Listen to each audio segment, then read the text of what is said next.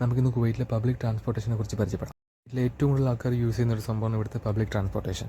നാട്ടിലെ അപേക്ഷിച്ച് ഒരുപാട് പ്രത്യേകതകളുണ്ട് ഇവിടുത്തെ പബ്ലിക് ട്രാൻസ്പോർട്ടേഷന്. മെയിനായിട്ട് ഇവിടെ 3 കമ്പനി ബസ്സുകളാണ് ഓടുന്നത്. സിറ്റി ബസ്, ഒന്ന് KPTC നമ്മുടെ കേരളത്തിലെ KSRTC പോലത്തെ ബസ്സും, പിന്നെ വരുന്ന ഒരു ഓറഞ്ച് കളറുള്ള ബസ്സും.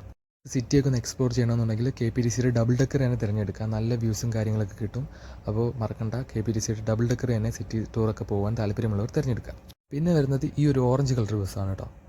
അതുപോലെ തന്നെ ഇവിടുത്തെ ബസ്സുകൾക്ക് നമ്പേഴ്സാണ് വരുന്നത്. ഓരോ റൂട്ടിൽ ഓടുന്ന ബസ്സുകൾക്കും ഓരോ നമ്പേഴ്സ്.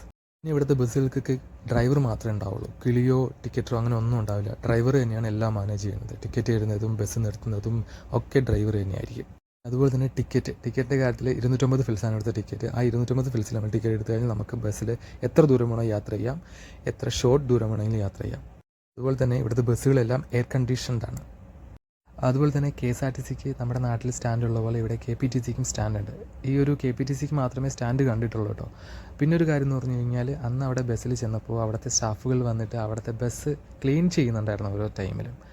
എനിക്കൊന്നും ഒരു ബസ് ഒറ്റ ടൈമിൽ ഒരു ദിവസം ക്ലീൻ ചെയ്യുന്നുണ്ടാവും എന്നാണ് എൻ്റെ ഒരു പ്രത്യേകത. അപ്പോൾ ഇതൊക്കെയാണ് ഇവിടുത്തെ ബസ് വിശേഷങ്ങൾ.